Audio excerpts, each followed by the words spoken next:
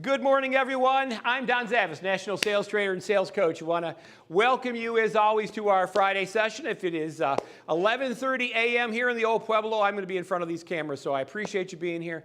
I know that there's a lot of noise in the machine, a lot of things that are taking place in the world that are vying for your time, and I often say this, the contribution and commitment to your sales education, you'll get back many times over. So thank you. You know, I often say this, I don't even know where to start in a lot of cases because there is just so much happening in the world. And as salespeople, we are expected to overcome and adapt regardless of the things that are thrown at us. So, you know, where do you want to start? You know, giantly high gas prices, although I will admit that they've trickled down a little bit. So now, you know, now they're still oppressively, ridiculously, as opposed to oppressively ridiculous. We lost one oppressive. Food higher, interest rates going up, you know, unemployment ticking up. What's the last dumpster fire that I was listening to? You know, recession is here. Not to be the voice of doom, but if you look at every economic indicator, we have another bad quarter, by the way, that falls into depression. But nobody's ever going to use those words, so don't worry. You'll never hear it, even actually when it legitimately takes place. But as salespeople, we are really identified to adapt and overcome. You know, we eat what we kill. So we're really, really kind of tasked with, regardless of the circumstances, we can't, you know, necessarily do our job from home. We can't, you know, we can't phone it in, so to speak. You know, I believe that professional selling is still a face-to-face, eye-to-eye, belly-to-belly business. I really don't think anything is going to change on that. Here's what I am telling people. In the next 24 months, your number one goal has got to be revenue production. Number one. And that doesn't mean that I don't want you to be a good CPA. Doesn't mean I don't want you to be a good plastic surgeon. Of course I do. But your number one goal that you're going to have to get a handle on is going to be revenue. It's got to be your sales. Because I believe, based on every indication, things are going to get bad. I'm not saying rough. I'm actually using the words bad. And I think, again, because of that. Now, does that mean we're all going to do bad? Absolutely not. I'm going to continue to do good. Why? Because I will do all the other things that I need to do on top of what I'm doing now to still continue to do good. So if you were doing what you're doing and you're not going to change, you're not going to adapt, you're not going to add to it, then you're going to struggle. The people that are really going to thrive, and whether you look at the Great Depression, you know, you look at 2008, you know, you look at any situation where there's been a lot of economic turbulence in the world, there's been people that have taken advantage of that to great benefits. I think home delivery of food.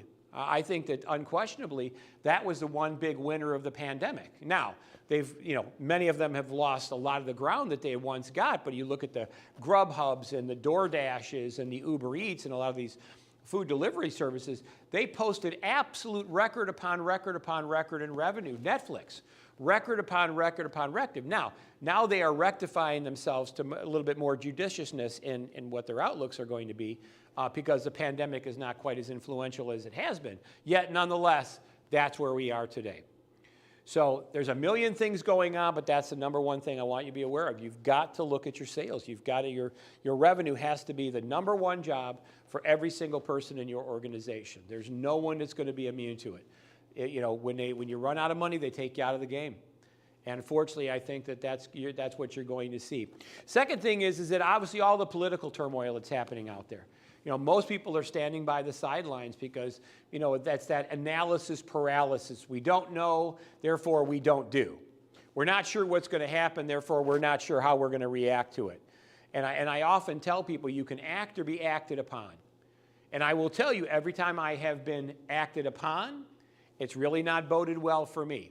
You know, despite the fact that your thoughts and your approaches may not necessarily be correct, it's better than anything. If you stand still, you die. Which brings us to today's session, which interestingly enough was the curriculum session for today. Now, we base all of our sessions around attitude, behaviors, and techniques. And the techniques is the words. It's the things that we do. Or it's the activities that we provide ourselves with. Then we have, so that's the technique. Then we have the behaviors. It's the creating the environment that you can apply these tips and techniques in. And then the last is the attitude. I can tell you what to say. I can even tell you the circumstances to say it. What I can't do is move your mouth. And that's why the attitude sessions are always so critical, because we have a diversity of people that are joining us in terms of content, in terms of some sell products, some sell services. But uniformly, you're all going to be facing money-related challenges. So we've morphed a lot of our curriculum over these for at least the very next 90 days specifically, to talk about very much money-related topics or things that are going to influence what you do and how you do it. Today's session is pricing. And this is an interesting thing, because most people base their pricing on what we call market-based. What market-based pricing is that I'm a new plumber, and all the plumbers around me charge $75, therefore I should charge $75. That's what everybody else charges. Everybody else charges $50 for this, therefore I have to charge $50 for this. Everybody charges $100 for this, therefore I have to charge $100 for this. But in reality, market-based pricing doesn't take into consideration any of the pricing metrics that are going to be critical. Because nowadays, you're in a situation which is really unheralded. It's unprecedented. You know, when you see record gas prices, record inflation, record this, record this, record this, that's an admonition that it's never happened before. It's not like you can go back in history and say, you remember the last time gas was $5 a gallon? Remember the last time we had 10.5% interest? You remember the last time that we had this, this pending dumpster fire of a problem? Well, this is how we handled it, and either it worked good or it didn't work well. We don't have that.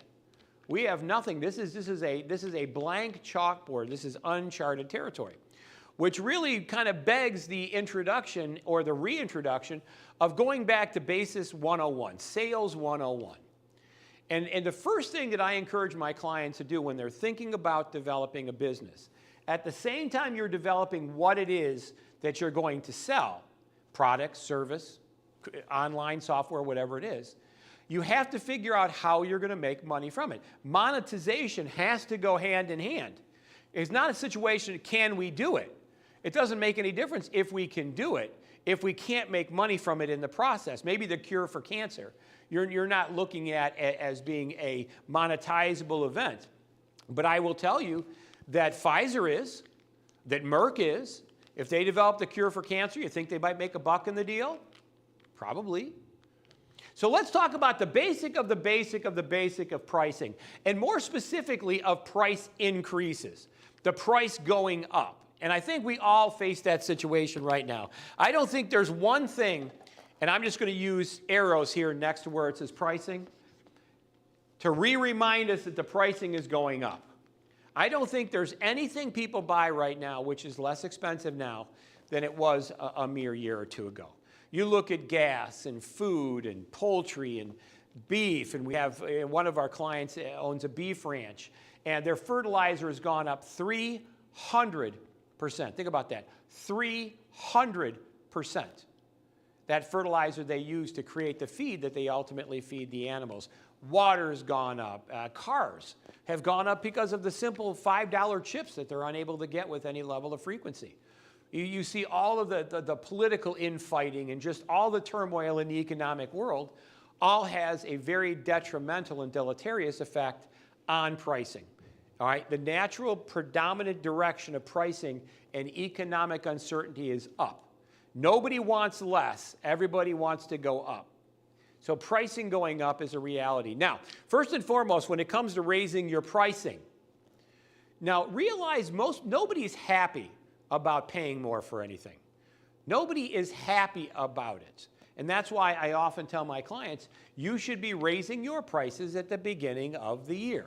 You need to communicate that you're going to be doing that in September or October, which is going to be these months coming up in the next couple. But you want to be able to communicate up front, well in advance, that your pricing is going to be going up. And you want to offer some services and some options to help offset that. For example, you might say, well, Bob, if you can double your business to us, we would be in a position where we could hold the same pricing. Bob, if you did this, if we had a contract or an agreement, if instead of us shipping it to you, you sent one of your trucks and picked it up at the warehouse. There's always options. But the number one thing is nobody wants to pay more for anything. In fact, most people's goal is to pay less. And when they're forced in a situation where they're going to pay more, again, talking about pricing, they do so begrudgingly. So I want you to write those words down. They do so begrudgingly. And all that essentially means is when you go to the grocery store and you pick up a can of peas, and on December 22nd it says 70 cents. On January 5th it says 80 cents. Now nobody's happy about paying more. They're not. They do so begrudgingly because they know that almost everyone on the first of the year raises their prices. It's become very commonplace.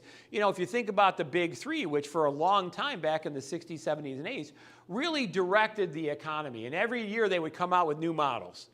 And these new models would then have an increase in cost. Even if it was the same model with some modest changes to it, would come out more expensive.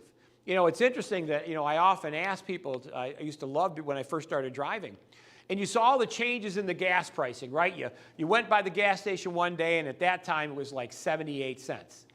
And you went there the next day, and it was 88 cents up on the sign. And I would ask the person at the gas station, how come it's 10 cents more when you're selling the same gas that was in the ground yesterday?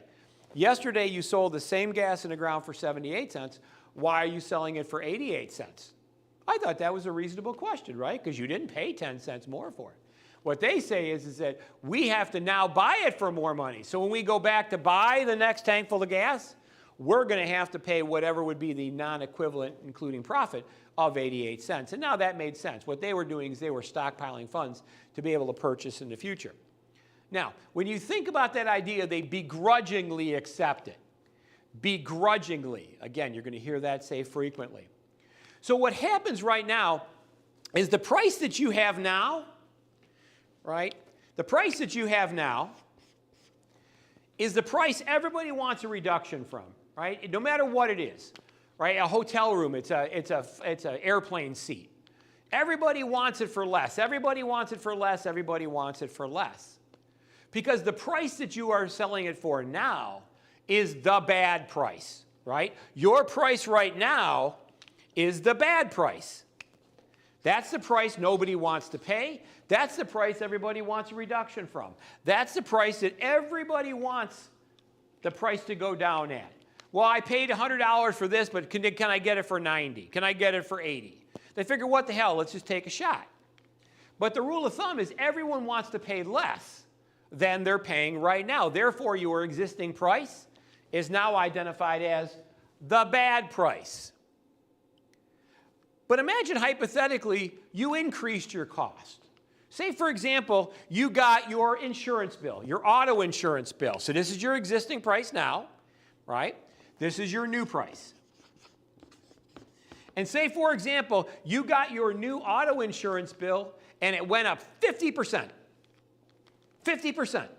Which, by the way, I've actually seen in the course of my lifetime, right? Because they spread it out over the risk. So now you were paying $1,000 every 6 months for your auto insurance, and you just got a bill right now for $1,500 for the exact same coverage you have. And now what are you going to do? You're going to pick up the phone, you're going to call your agent, you say, I just opened my bill, and it went up 50%. It went up 50%. And here's what the agent's going to say, you know, Don, it went up 50% for everybody. And what am I now going to say? I've now totally abandoned the idea of getting a better price from where I was. What am I hoping he's now going to do? At the very least, keep the price we had before, right? I've abandoned the idea of getting a reduction from the original price, especially because it's gone up 50%. Think about it in terms of gas. Nobody, I mean, everyone, even we were paying $1.90, wanted it to be less. I would have loved to have paid $1 a gallon. And yet now, at almost $5 a gallon, even if it doubled from the $1.90, I'd be happy to pay that. Even double from where we were, I'd be happy to pay that. So if you look at it in terms of this, your original price was the bad price, right? Everyone wanted to save money. But in the face of the new price, your old bad price actually now becomes the good price, and the new price is now the bad price. Does everybody see how that goes? Because before, whatever you were paying before, you still wanted it for less. You were paying $1,000 every 6 months for your auto insurance, and you were still looking for ways to save money. But when you got your renewal notice and now it was $1,500, you abandoned the idea of wanting to get a reduction from $1,000. Now you're hoping the agent could get you back to where we were at $1,000. You'd be happy to pay exactly what you were paying before in the face of a 50% increase. So the old price, which originally was the bad price, is now the good price in the face of the new price, which now becomes the bad price. And in this area is your leverage to be able to work out the contracts. So when you go to a person you've been working with and saying, Bob, I've been normally charging you $20 an hour, and Sam, I'll play with you if you don't mind, okay? So you go to someone, you say, I've been installing your carpet for, I'm just making this up by the way, round figures, for $10 a yard, right? So every yard of carpet, $10 a yard is what I've been charging you for it. Now, at the time when you were charging him $10 a yard, he hoped you would charge him less, right? He wanted to pay $8 a yard, right? He always wanted to save a buck, everybody does. But now you go back to him and say, listen, Bob, you read the newspapers, right? You Wall Street Journal, you watch the financial news, you watch Lester Holtz at 6 o'clock on NBC. Everything's going up, and now my installation has to go up too. Now it's no longer $10 a yard, it's $15 a yard. Now keep in mind, now the new price, well now the new price is the bad price, and he would be happy to pay the $10 a yard he was paying originally. He'd be happy to go back and pay that. Why? Because now he's facing a 50% increase. And I know that people will say, well, you're never going to have that kind of increase. Look around. Look around. Look at the things that are out there now. Gas is the most obvious example, but most of your food has gone up 30, 40%. Why? Because it gets there by truck, put on by someone who's a teamster who's getting a lot of money, and then you add all your benefits into it, and blah, blah, blah, blah, blah, blah, blah, blah, blah, and now you've got this ever-increasing cost. So now the world would be happy to pay the very price that they were complaining about 3 years ago. They would be happy. Right? I had somebody said, God, I wish for the old days when we only had 4% inflation. I wished for the old days when we only had 4% inflation. That meant the cost of living only went up 4% a year, which is twice as high than it probably should have. Generally 2%, maybe 2.5% is usually about normal. That's kind of a fair way to go. They were looking forward happily to going back to double what the normal should be, because where we are right now is so terribly bad. So if you're not increasing your costs right now, if you're not increasing your pricing right now, you do it absolutely to your dire. Realize that if you have 10% inflation, that means the dollar that you have now only buys 90 cents of what you purchased previously. And we know statistically that inflation is going up faster than the wages are to go along with it. And you start kicking in unemployment, and you start kicking in a reduction in sales, and you talk about all these things. They say the reason that gas went down is because less people can afford to buy the gas, right? That's like saying the reason that there's more open hotel rooms at the Ritz-Carlton is people can't afford to have hotel rooms at the Ritz-Carlton. Their solution to inflation is shared misery throughout the populace. No. That's an understanding of how you can now leverage your price increases to negotiate opportunities for yourself. Because the price, again, that they just recently hated, that they wanted a better deal on, now not only are they willing to take it, but they will happily take it. People would happily pay $3.80 a gallon, twice as much as we paid 3 years ago. They would happily pay twice as much as we paid 3 years ago, happily, because it still represents a dollar and some change indication from that. So if you think of pricing, the mistake that most people make is what we call market pricing. But your pricing is actually a very, very simple formula that goes along with it. This is the formula. Fixed expenses, that's things like rent, insurance, payments that you're going to be making, truck payments, automobile payments, the payments that are the same each and every month, they never change, right? You pay the same car payment that you would month to month to month to month. You're going to pay the same rent payment, generally month to month to month to month. So fixed expenses plus anticipated expenses. So that could be, well, my cell phone bill is generally between $200 and $250 a month. I generally spend between $100 and $150 on gas. I normally spend between this and this. And those are the variable expenses, the anticipated expenses. Then you have to factor in what we call estimated profit. How much do you want to take out of this? You're the owner of the company. How much money do you want to put in your pocket? It has to be part of the formula because this is the fixed expenses. These are the anticipated or variable expenses. This is the expected profit or anticipated profit, the money that goes into your pocket. And then ultimately, that's your price. That's how you dictate the price. So if you were looking at it in terms of dollars, and I'll just make some basic ones. If your fixed expenses were $1,000, your anticipated expenses or variable expenses were $1,000, okay? Your expected profit or your owner's profit is $1,000, all right? And say, for example, so you got $3,000, and I'm just going to use an example, and say, for example, you only wanted to work 100 hours a month, 100 hours a month. You would take this $3,000, you would divide it by 100 hours, and that would tell you would need to make $30 an hour. That's how you're able to figure out how much you're able to do. So that's how you're able to figure out what your pricing is. Your fixed expenses, your anticipated expenses or variable expenses, your anticipated profit, the money to put back in your pocket, and then you determine how many hours you want to work to get there. So if you want to work 100 hours a week, well, then that's going to be a lower per hour price than if you wanted to work that. So for example, if you wanted to make $3,000 a month and you only wanted to work 1 hour, how much would you have to charge for that hour? $3,000. So the process is exactly the same. There's no differentiation. And yet most people don't look. They base it on market pricing. What's the guy down the street charging? And that's not how you set pricing. Now, there's also some things that we talk about when we introduce the pricing, all right? So the first time they see your price should never be in a vacuum.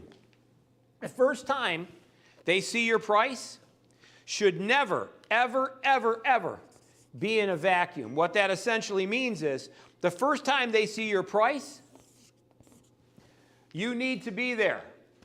Or at the very least, you need to be on the phone.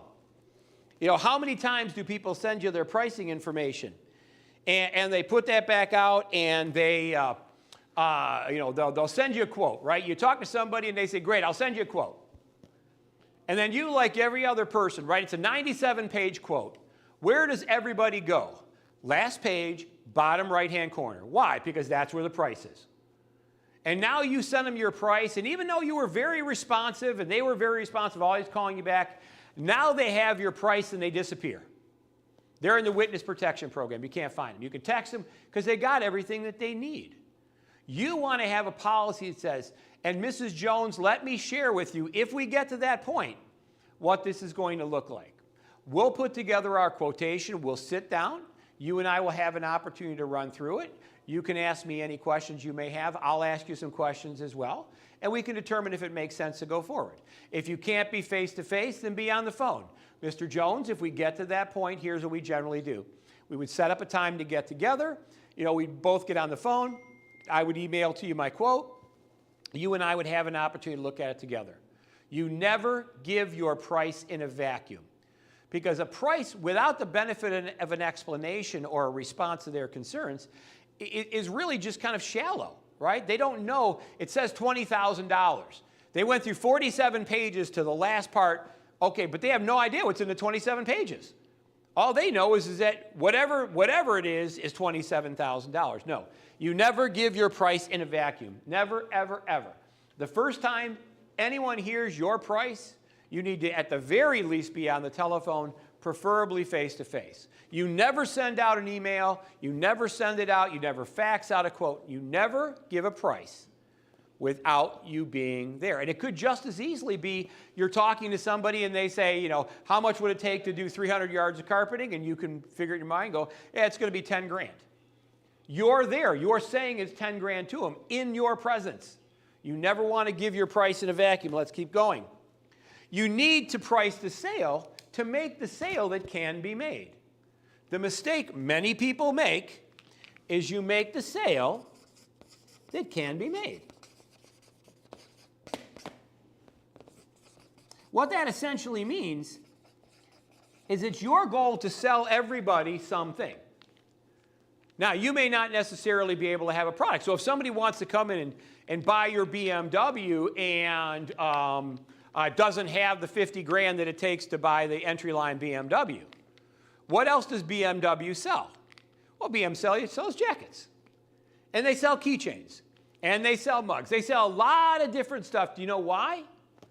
Because they want to promote it, but the person that can't buy the car, at the very least they say, but you can wear the jacket, right? You can have the mug, right? You can buy the keychain. We'd love to have you have our keychain.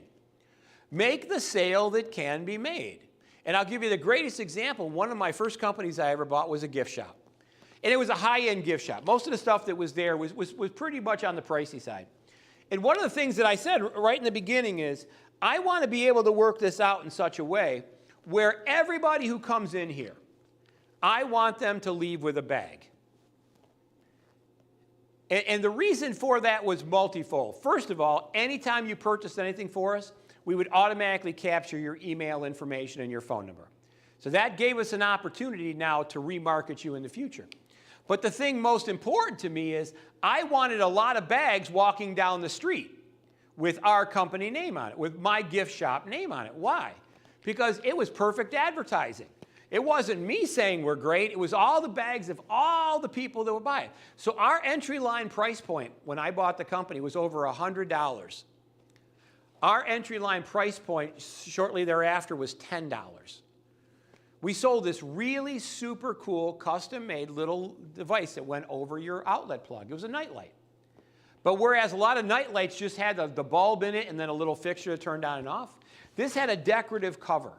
And it was beautiful, custom made. We were buying them for $6 or $8 a piece, and we were selling them for $10.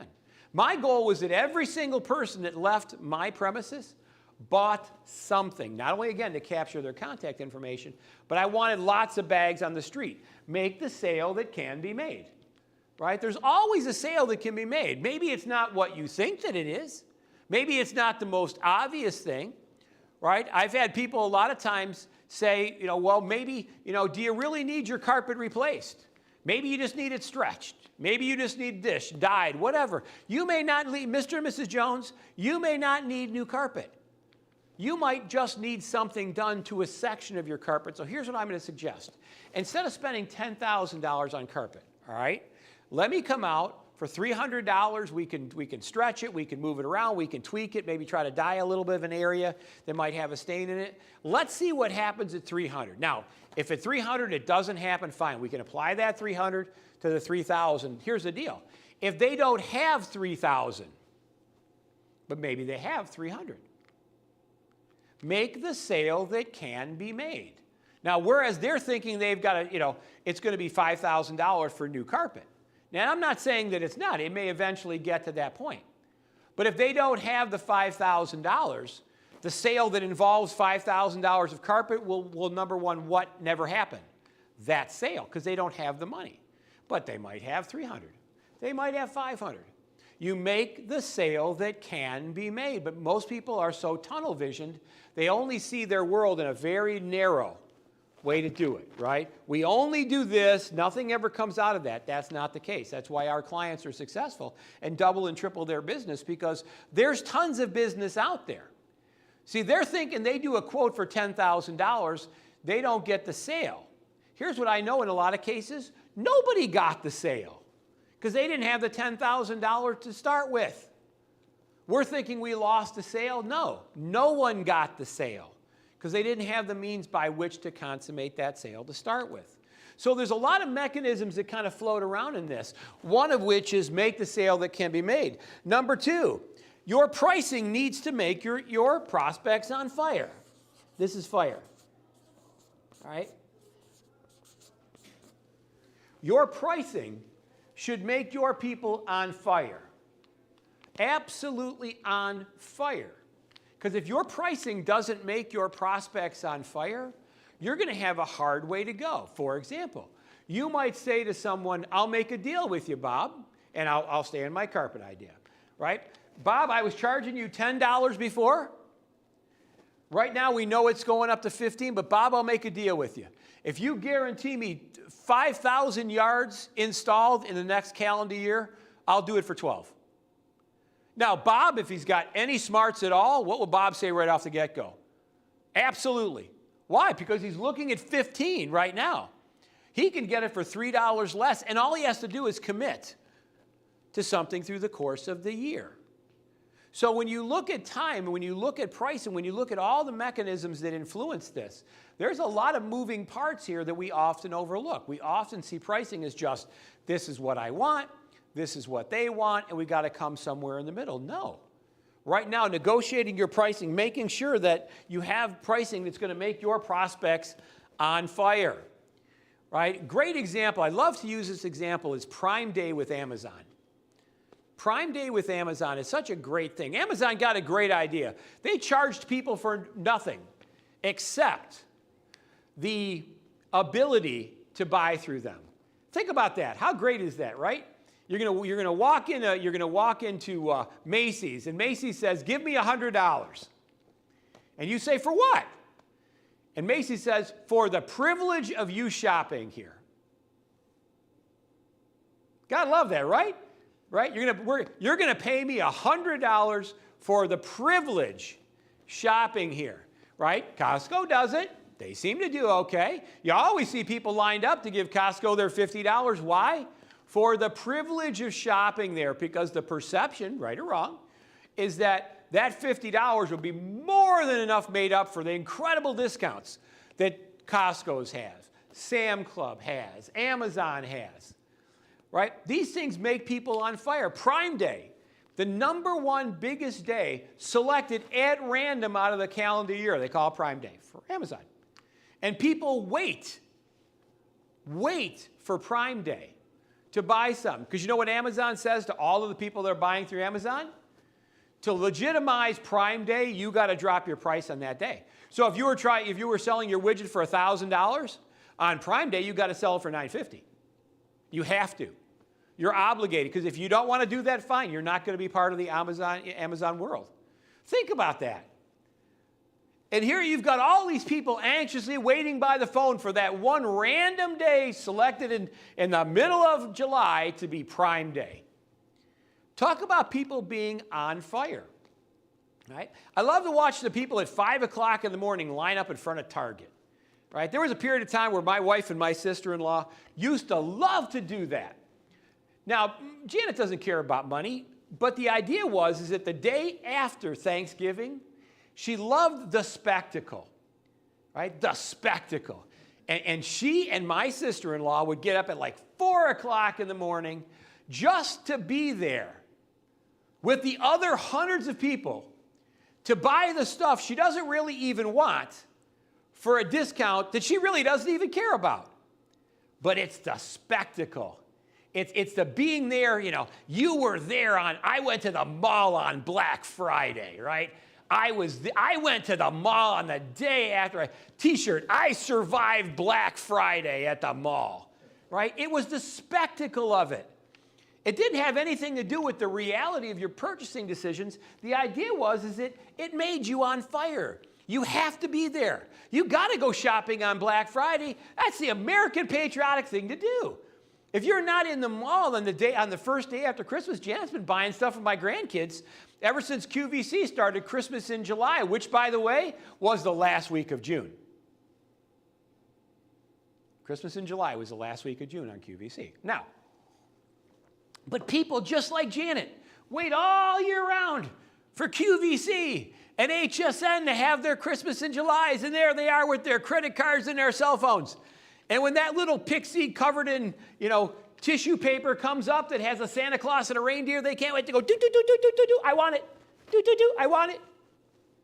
Your pricing has got to make your people on fire, your prospects and clients on fire. Now, if you don't know how to do it, we do. That's how we work with our clients. That's how they have the results that they have, because there are things that are built into our psyche. People think a certain way. This concept, when I show people this concept, it's like I showed them fire for the first time, where people will be begging you for the very price that they complained about yesterday. And when I tell people that, like, oh, they would never do that. Yes, they do. They do it all the time. Right now, you would be happily willing to pay twice as much for gas as you did 3 years ago, which still represents what, right? You wanted it cheaper than $1.90 3 years ago. Now you'd gladly pay $3.50 for the same gas. Why? Because it's still less. Even that increased cost is still the good price compared to the bad price. Let's keep going. We've got a lot to cover here.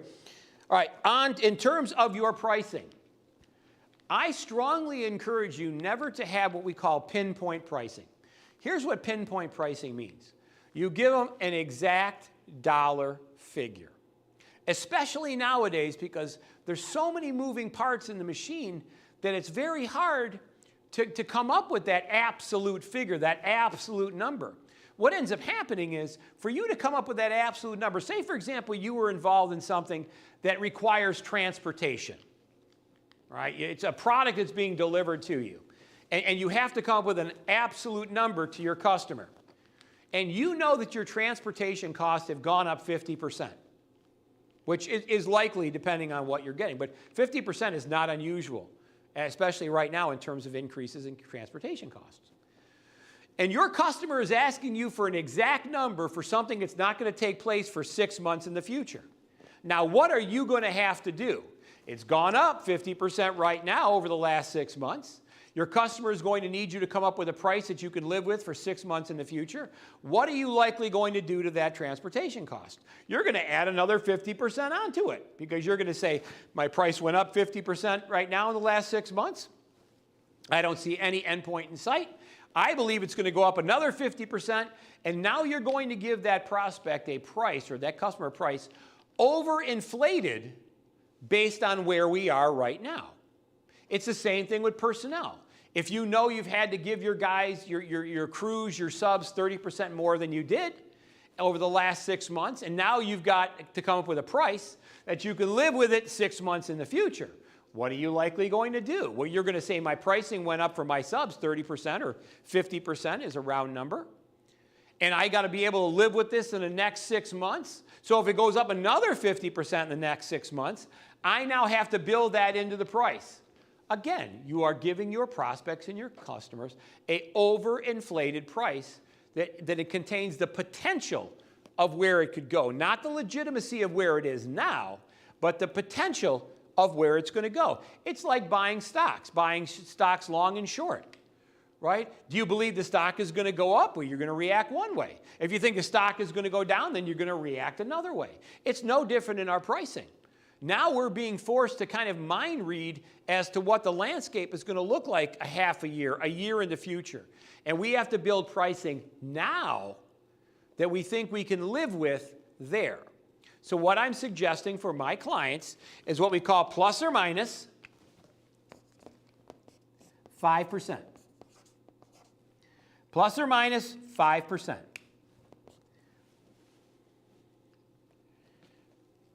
Plus, minus. Plus or minus 5%. All that means is, again, going back to something we talked about earlier, you never give your price in a vacuum. You, at the very least, want to be on the phone, preferably face-to-face, but you never give your price in a vacuum. So here's what I'm going to encourage you to say. Mr. Jones, as of right now, based on the conditions that we're in right now, we're at $10,000. However, there's a very good chance that that's going to change, probably up or down, probably somewhere within 5 or 10%. So there's a couple different ways we can handle this. I can price it to you at $11,000, which represents not the legitimacy of where we are now, but where the potential for us to be in the future, which could potentially be more money. Now, on the flip side, it could also go down, and I will share that discount with you as well if it goes down. So would you prefer for me to give you a price that is going to be higher than I know legitimately it is based on conditions now, that builds in the possibility of where things may be? Or can we agree on a price right now with an understanding that depending on where the conditions go, it may be plus or minus 5 to 10%? Would you be okay with that? Now see, what you've done is you've inoculated yourself against an increased cost. You've also provided the incentivization to the prospect that the price could go down. So if we're basing gas price for a delivery at $4.50 a gallon, and when 6 months comes, he sees it at $5.50, well, he knows it's going to be that slight increase. But if he sees it go from $4.50 to $3.50, then he's probably likely going to want to have some kind of discount, and at that point in time, we'd be happy to give it to him. So your pricing is very much a function of formula. It's a function of logic. But at the same time, it's a very emotional thing as well, because everyone's looking for finality. They want a finite price. They want to know exactly the worst case scenarios. And the drawback, like not to exceed pricing, I always like those. Not to exceed, $100,000. Well, the problem being is when that person is coming up with that not to exceed price, they're trying to build in every possible thing that could go wrong. They're trying to identify every scenario that could go south, and they're building that into the price, even though the likelihood is very, very, very small. But you're forcing them to build every possible scenario in the price. And if you don't participate in the event that it's less, if you say it's not to exceed 100,000 and they say it's 100,000, well, what if their pricing has gone down? What if their gas is less expensive and their raw materials are less expensive? And they have all these other benefits that they're now not taking advantage of, although they absolutely positively could and should. So your pricing is always plus or minus 5 to 10%. Mr. Jones, I'd be happy to, but I got to tell you right up front, when you see the quotation, it'll have a number on it, but it'll also have next to the number plus or minus 5%. And I wanted to share with you what that actually means before you see it, because it could be confusing to some people. And then you explain what that means. Bob, as of right now, if everything stays exactly, if gas doesn't go up, if inflation doesn't go up, if everything stays exactly the same, this is where we're going to be. But if those things do in fact go up, I want you to be prepared, because there's going to be this incremental cost that goes up. However, if those things go down, you now derive a benefit in the reduction as well, and that's passed along to you as well. Plus or minus 5%. Now, most people don't do that. They try to get that finite price, and what they find is it comes back and it bites them 99% of the time, because they haven't figured that it's going to get more expensive. They also haven't shared the idea that it might be less expensive, and it might be in the best interest of the prospect to have a meaningful conversation about what that looks like as it is less expensive. All right, let's keep going. Next thing we want to do is what's called a paragraph quote. Paragraph quote. Now, if you're not doing paragraph quotes, I encourage you to do that. And it's got a couple things in there. Now, earlier I said, if you give someone a 47-page quote, now if you give me a 47-page quote, I'm going to read every 40 page. I'm going to read all 47 pages. That's just the way that I am. But most people won't. Most people, we know statistically, and it's irrefutable, they're going to go to the last page in the bottom right-hand corner, because that's routinely where the price is. Now, they don't know necessarily what makes up that price. They haven't read the 47 pages that explains what you get for $47,000. All that means is in your mind, this is what it's going to take them to solve my problem that I've communicated to them. Not how they're going to do it, if it's right. It might be the totally wrong way. They might completely misunderstand what I want. And yet you're saying no to $47,000. Not that this isn't what I want, but you're just saying no, if this person doesn't understand, is not solving my problem. What a paragraph quote says is that write out your quotation in the form of a paragraph. Write out the dollar value in the written dollar value. So if it's $1,000, it's not 1,000.00. No, it's ONETHOUSAND It's actually written out. What that paragraph quote forces them to do is actually read your quote. It actually forces them to read your quote because the pricing is buried into the quote. Now, the fact that we're delivering this, we're not just randomly sending it out, we're not mailing it or faxing it or emailing or something like that. We're actually producing this and going over it on the phone with them, or preferably face-to-face. It makes it very easy because you basically just can read the quote. You can read the paragraph that explains how the pricing goes. But in a paragraph quote, it's much, much more perfunctory. Again, most people are going to go to the last page in the bottom right. That's just human nature. That's just the way they do it. Unfortunately, that's not what I want you to do. I want you to be able to accurately communicate the value proposition that you're making, the solution that you're providing, and the mechanisms that you're providing it. And this is what investment you're going to have to take to do that. Because if they just look at the last page of 47 pages in the bottom right-hand corner, you're never going to have done anything that justifies that. It is what it is. You're just never going to do that. You bury your quotation. In that 47 pages, I'd much prefer your quote to be buried somewhere in the middle of it, in the actual verbiage of it, which requires them to look through it in order to see it and actually read it, not just scan any place that they look for dollars, to actually read it because you're scripting, you're writing that out in script. That's a paragraph quote. Again, a very compelling thing to do. Keeping going, you need to know what your competitors are doing. What are your competitors doing, right? If you remember when McDonald's came out with a value menu, what did everyone else have to have? It was the balance of power. Now everybody needs a value menu, right? We come out with it, everybody has to have it. You know, people started doing something, everybody else has to. We live in this Me Too world where it's the balance of power. If my competitors are doing it, I have to do it. If they're offering buy one, get one free, I have to offer buy one, get one free. Now, I'm not saying I want you to do that. In fact, in many cases, I don't. I don't want you to sound or act or seem or react in any way like what your competitors do. I want you to be as different as you possibly can be. But it is important that you be cogent of what they are doing. I think the number one mistake you can make in the marketplace is not understanding what your competitors are doing.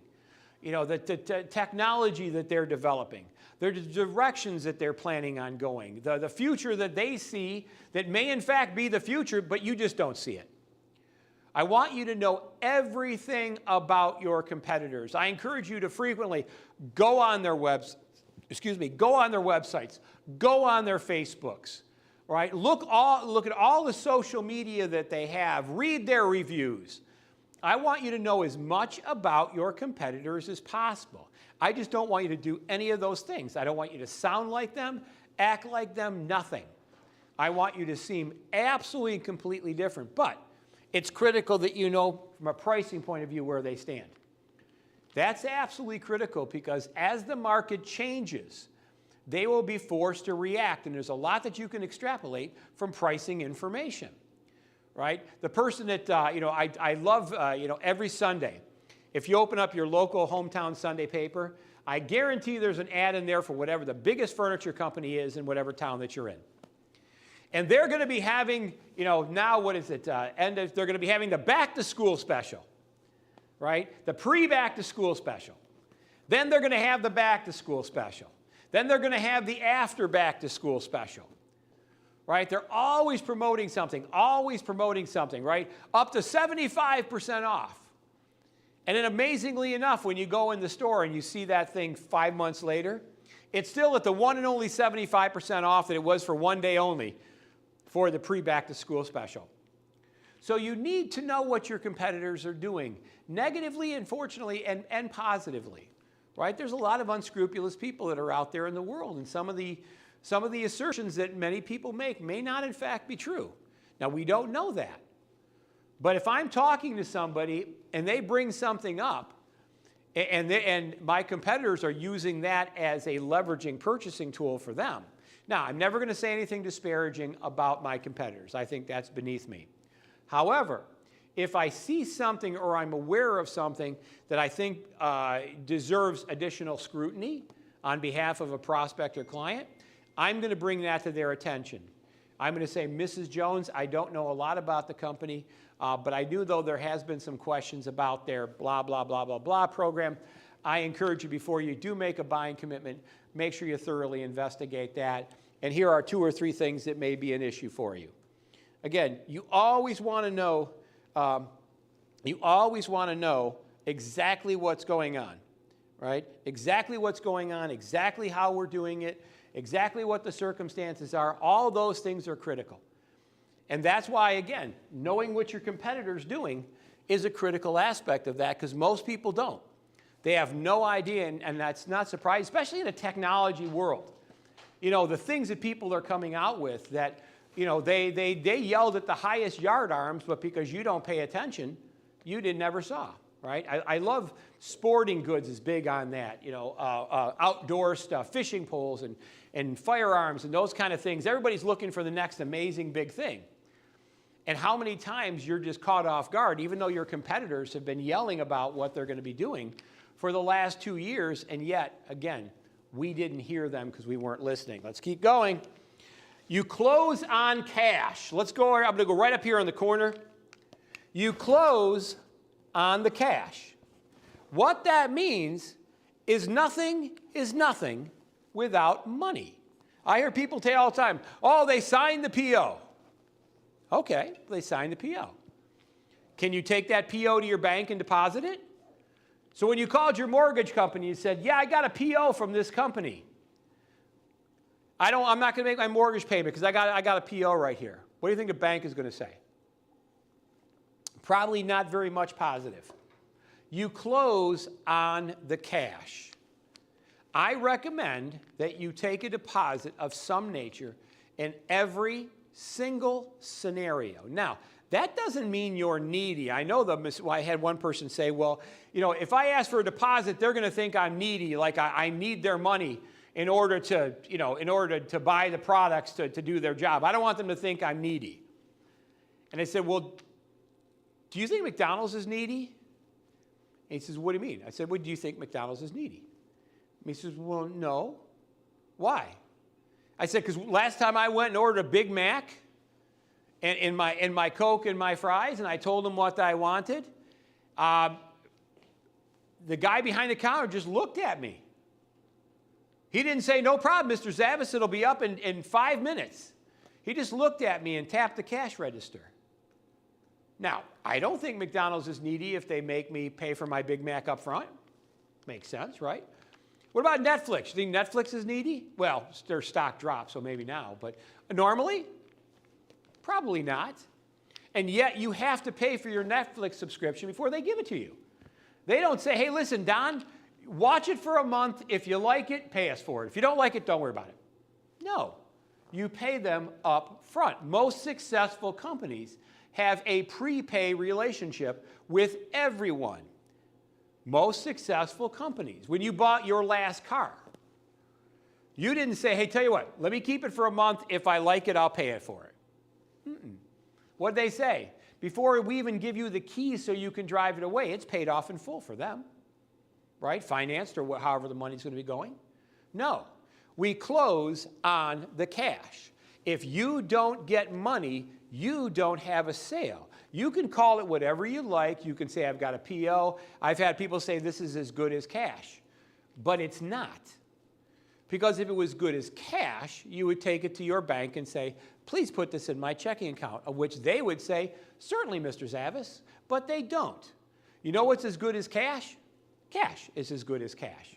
I will take a check or a credit card if it goes through. You close on the cash, and yet, in a pricing world, most people are so terrified to have that posture, they'll do things that they know they should never do. They get involved in jobs they know are going to go south. They get involved in situations they know are going to be problematic because they're so desperate to have something.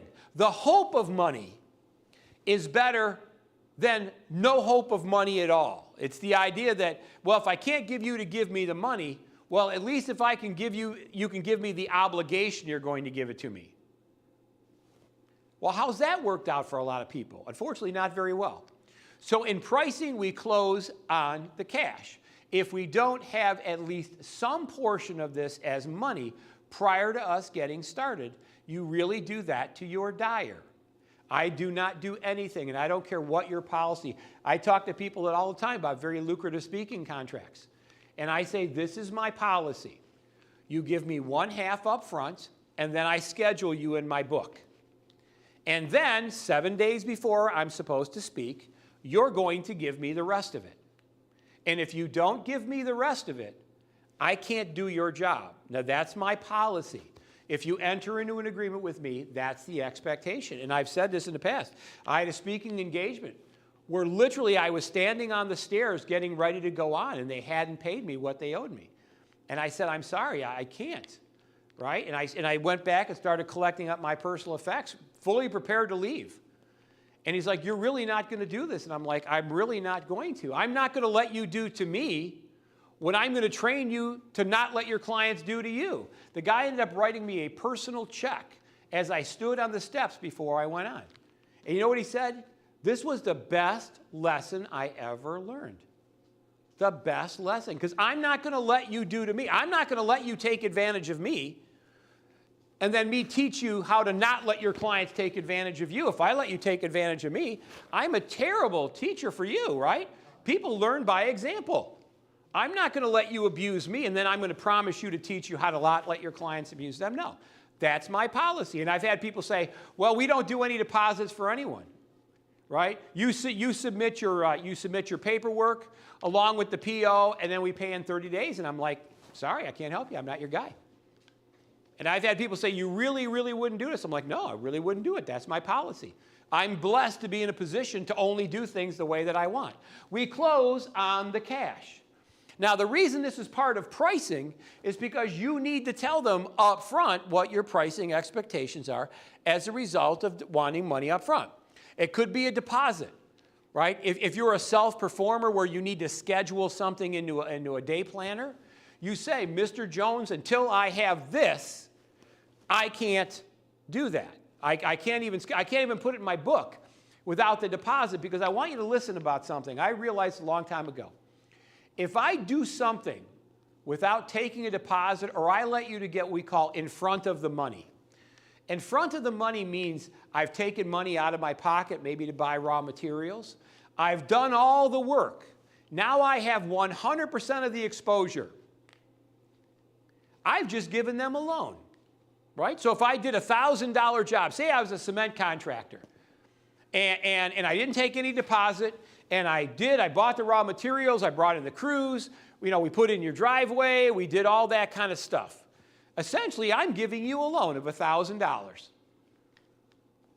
Now, I've never done this, but I could easily see myself giving a credit application to somebody who doesn't want to give me a deposit to do something. And when I send them the credit application, they're going to say, what's this? I'm going to say, it's a credit application. They're going to say, why do we have it? Well, because you don't want to give me a deposit, right? Essentially, I'm giving you a loan. I'm laying out all this money for raw materials and hiring the crews and doing all the work. Essentially, I'm giving you a loan with the hopes that at some point in time you're going to pay. Now, that may seem like a ruthless and unnecessary detail, and I have a standing rule. If your way is working for you, don't change it. If the way you're billing and pricing and everything is covering your money, you're making money, your collections aren't a problem, if what you're working is working for you the way you want it to work, don't change a thing. However, and I'm not saying I'm the answer, but if it's not working, what are you going to change? I will tell you, almost without fail and question, every successful enterprise that I know works on a prepay basis. Period, period, period. There's nothing, last time you bought a house, even before the first night you went into and slept there, you essentially paid off that house in full to somebody else, right? That mortgage company gave a check for the in full amount to somebody else. You didn't say, listen, the house could be haunted. right? It could have ants. It could have termites. It could have bad pipes. Tell you what, let me live in the house for a month, see if we have any problems. If that works out good, I'll go ahead and I'll sign the loan documents. No, it doesn't work like that. You close on the cash. We are in the money business. You need to communicate well up front in your initial pricing conversation. Mrs. Jones, if it gets to the point where we determine it makes sense for us to do business, let me share with you what that looks like. You and I will sit down. We'll go through the paperwork. We'll make sure you fully understand what we're doing, how we're doing it, dates, times, amounts, everything. I'll accept a check for 50% of the value, and then we'll get you scheduled on our day planner when we're going to start. And our policy is the day of the work, if you do a COD, the day of the work, we'll be picking up a check or some kind of payment then for whatever the remaining balance is. Are you going to be okay with that? Because that's the only way we do business. So if you're okay with that, we're golden. But if you're not, let's talk about it right now. I don't want to tell them they need to have a check for a COD when they haven't expected to pay a COD. It's amazing how people have financial problems when you haven't told them exactly what they're expected to do. So you want to make absolutely sure you close on the cash. Now, if you can't do any of these things, right? They won't give you a deposit. They won't give you any money. They won't do this. They won't do this. They will give you nothing. And I've had people say, well, what if they won't do any of those things? What do I do? Well, at that point, in my estimation, you do not have a sale. You might have the possibility of a sale, but you do not have a sale. And they say, well, what about I'll put it right here in the middle, and the only white space here, an LOI. What about an LOI? LOI stands for letter of intent. A letter of intent. Now, a letter of intent is not a sale. But what it does do, if I know that I'm going to have some costs, maybe I've got to do some engineering work or some research and development. A lot of times, if you were working like here, Raytheon, right? If Raytheon was working for the government and the government says, well, we want a new kind of missile. Well, at this point in time, we don't have anything to sell them. We don't know what we want. We don't know how much it is. We don't know how we do it, nothing like that. So what we would do is Raytheon would create a letter of intent, and it says this. Raytheon and the United States government offer to act with the best intent of trying to develop a new missile, blah, blah, blah, blah, blah, with understanding that Raytheon, in forbearance of their creating the technology, would then be first in line potentially with a contract. Now, I'm giving you some language that may or may not be applicable in your world, but the letter of intent is better than nothing, only barely. But what it does do is it does put in writing an understanding that we are developing a monetizable or a selling scenario. That we, as the seller, are going to be performing something. Maybe some engineering, maybe some research and development, maybe some curriculum development. We're going to be doing something.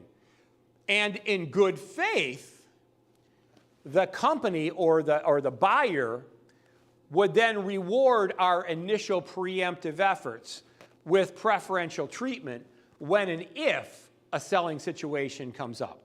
So we agree to negotiate in good faith that when this comes up, since you're helping us here in the beginning, we're going to try to give that business to you, or we're going to try to move that opportunity to you, or we're going to be able to reimburse you for some part of the costs that come along with it. So you can see pricing isn't just, hey, the plumber down the street is doing it for $75 an hour, therefore I have to do it for $75 an hour. No, that's not the case at all. You're going to see, as we talked about earlier, that in the next 24 months, sales, pricing, revenue, money is going to be your number one most important thing. And not only just saving it as well, but one thing I'll make about is saving money or cutting back, and I've said this before. You will have the results where you put your most attention. If you put your most attention to cutting back, then you'll cut back. But the problem with cutting back is there is a point where you can cut back no more. Even if you sell your house, even if you sell your car, even if you live in a cardboard box underneath the bridge, even if you do, there's a point where you can't cut back any further. You can't go any less. But there's an infinite amount that you can make. And that's why I tell people all the time, it's never what you spend.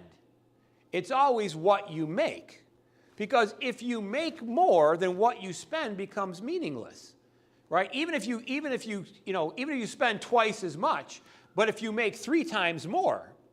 So what you spend, there's a finite amount that you can cut back, but an infinite amount that you can make. And that's why I say what you focus on is what you'll get. If you focus all your efforts on cutting back, sure, you'll cut back, but there's a finite place where you can't cut back any further. And that's why we focus on what can we grow, how can we do more, how can we do bigger, how can we make it more of whatever this is. So we talked about bad prices and good prices. In the beginning, right, whatever price you have right now, they want it cheaper. That's the bad price, right? Whatever your price is right now, they want it cheaper. However, if your price was to go up 50%, then the price that they just was complaining about is the price that they wish they had again. Your bad price now becomes the good price in the face of the price increase. We talk about the formula for establishing pricing. Fixed expenses plus variable or anticipated expenses. This is what we know we're going to have to pay each and every month. Here's kind of the variable, right? Our cell phones are between $200 and $250. I generally spend between $100 and $150 on gas. But we can get kind of an anticipated. We add to that expected profit or the money that the owner wants to pull out, and that's how we determine our pricing. We add up all the things that we know are going to go out. We determine how many hours we want to work a week, and then we divide that against the hours. So I'll give you an example. So if you wanted to make $3,000 a month and you only wanted to work for 1 hour, what would you have to charge per hour? $3,000. If you wanted to work 2 hours, you'd have to charge $1,500 an hour. If you wanted to work 3 hours and yet you wanted to make $3,000 a month, you'd have to charge $1,000 an hour. Again, a function of the mathematics. We also talked about the idea that you never give your price in a vacuum. We do not send out quotes. We do not fax out quotes. We do not email out quotes. Up front, in the beginning of the conversation, we say, Mrs. Jones, if it gets to that point, right? You're always walking it back. You're not saying it's going to happen. I don't know if I can help you. Mrs. Jones, if it gets to the point where I determine that I, in fact, can help you, our company policy is we'll put our quotation together. You and I will sit down. We'll kind of go through it so I make sure that everything I have in there is accurate. You can ask me any questions. I'm sure I'll have some additional questions for you. And at the end of that hour meeting, if it makes sense, I'll have you sign a few places on the agreement. I'll accept a check for $250, and we'll get you scheduled in our planner. That's what it sounds like. That's it. But I've broken out all the critical elements. I do not give my price in a vacuum. I'm not going to email it out to you. Now, in a perfect world, it's face-to-face. In a less than perfect world, it would be maybe on the phone or something like that, maybe a Skype or Zoom. All right? We also talk about make the sale that can be made. Most people are so tunnel-visioned that the only sale that they can make is the sale they can make. I'll give you a great example. I was working with a contractor one time, and a person wanted to put an addition on their house, a whole room addition, and they lost the price. And they were very despondent. I said, okay, so when you went back to them and said you'll act as their general contractor, what did they say? And he said, well, I didn't do that. I said, well, don't you think if you went back to them and said, listen, Mrs. Jones, I'm not sure how they got a price so much less than what I had. However, you realize that half of what they're doing is concealed.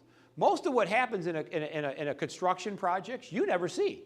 Right? You don't know what's in the walls, right? Once the drywall goes up, that's it. You have no idea what's there. So if most of what the contractor is going to do is concealed, do you think it might make sense to have another person who's experienced that would have eyes on the project to make sure, even with the price they have, and even with whatever we may agree to, is still going to be less than my price off the bat? And I don't know how they could have done it for so cheap. You think they could make that sale? I do. And we do it all the time. You go back to the very people you lost a job on and say, look, I don't know how they can do it that inexpensive. But you're going to probably want to have somebody that knows what they're talking about keep an eye on this. Because, this could go south pretty bad, especially when 50% of the work they do is concealed. You're never going to see. you make the sale that can be made. There may be lots of different sales. It isn't the one sale you think of. There's lots of sales. Your pricing needs to be on fire. If your pricing is just, ho-hum, no, you're never going to have it. But look at all the examples that I gave you during the session of people who waited in line to give money. They waited in line to pay you for the privilege of buying from you. They picked special days. And for the privilege of buying on that day, you were able to get a particular discount. No. You look at all the mechanisms that successful marketers talk about in terms of just making their pricing on fire.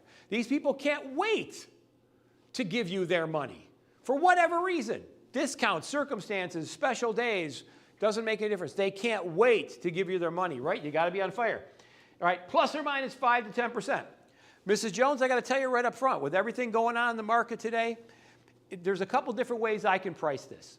Right? If you want me to put a price together that takes in consideration every possible scenario and potentially what might happen 6 months in the future, I'm probably going to bill you 30% more than what we actually have today because of what I think might happen. And I don't like to do that. I don't want to do that. Here's what I suggest. Can I give you a price based on where we are today?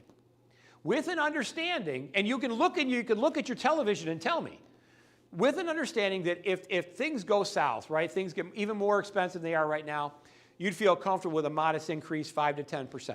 However, if things go less, and you could look on your television and tell, if things go less, you'd actually benefit from a reduction. Would you be okay with that? Most people are going to be absolutely. Why? Because they know things are going more expensive, but maybe if they go down, I might be able to drive a benefit from that, plus or minus 5%. Paragraph quotes. Again, you do not put your numbers in numbers. That 47-page quote we talked about, where are they going to go? They're going to go to the last page in the bottom right-hand corner. All the critical information that you put on those 47 pages, they're never going to read. So anything you put on that bottom page is going to look ridiculously expensive because they don't know how you got there. I like using script, letters, not 100.00. I like O-N-E, T-H-O-U-S-A-N-D, D-O-L-L-A-R-S, buried somewhere in the middle of that 47 pages. So they have to look at the 47 pages to get there. That's a paragraph quote, right? Know what your competitors are doing, right? What's everybody else doing? I'm not saying you're going to do it for that. All I'm saying is you've got to know what everybody else is doing because all too many times we either price it incorrectly, right? Because every other person is doing it for 75, we have to do it for 75. Or we do just the opposite. We don't know what they're doing, and then we find out we're doing something twice as hard or twice as expensive, all right, or making it twice as difficult. You know, again, we play a lot in this Me Too. Nothing is worse than this chase, right? So when McDonald's came out with the value menu, everybody else had to come out with the value menu. Well, it didn't take long for the world to realize that McDonald's was the leaders on this. Drive-through windows, right? McDonald's started drive-through windows. There was a period of time where you had to get out of your car and go in. And they came up with a drive-through window. And you know what everybody else had to do? Cut a hole in the side of the restaurant to put in a drive-through window. Right? What are your competitors doing? Most people never know. Even though the competitors are yelling it to your prospects. They're yelling it to the buyers. They're yelling it to the world, but we don't know that because we don't listen. We don't look. We also know that in terms of the pricing, you close on the cash. You close on cash. We are in the money business, period. That's it. This is not real until I get money. I don't care what you're going to give me, POs. None of that means anything. Until I get real cash, none of this makes any difference. We close on the cash. And finally, letter of intent. If I can't get any of this, right? If I can't get cash, I can't, none of this thing. A letter of intent is better than nothing. Only slightly. But it's better than nothing. And what it essentially says is, you know, John Doe at XYZ company, agree to negotiate in good faith, whereas Don will do the engineering and some research and development. At such time when it goes out for bid, you know, they would be looked at most favorably or something like that. The letter of intent basically just is something in writing that says we're going to work together. This is kind of what the deal looks like. So there's a lot of things. Again, pricing is not nebulous. It's not random. It's not just, what the guy down the street is. And for anyone who's listening to us and whatever, so Facebook Live, thank you. If you're watching us on Zoom Live, thank you so much. If you're watching us on YouTube Live, thank you as well. Or ultimately watching us on Vimeo. Your pricing is not haphazard. Reach out to us if you have any questions about how you price, what you do, and how you do it. As I said before, and will continue to say, the next 24 months, you absolutely positively need to be focused almost exclusively on your money, getting new sales in. Every day, every day, every day. So thank you so much, everyone. It's an absolute privilege to do what we do. I always say this. There's so much noise in the machine, so many things happening out there in the world. It's an absolute privilege to be here each and every week in front of the cameras or on our conference calls or speaking of sales lives or at the networking events or the training or private coaching or keynote speaking. All the things that we're privileged to be able to do only happens because of the kind people that are there. So thank you so much, everybody. Have a wonderful day, and I wish you good selling. Bye-bye.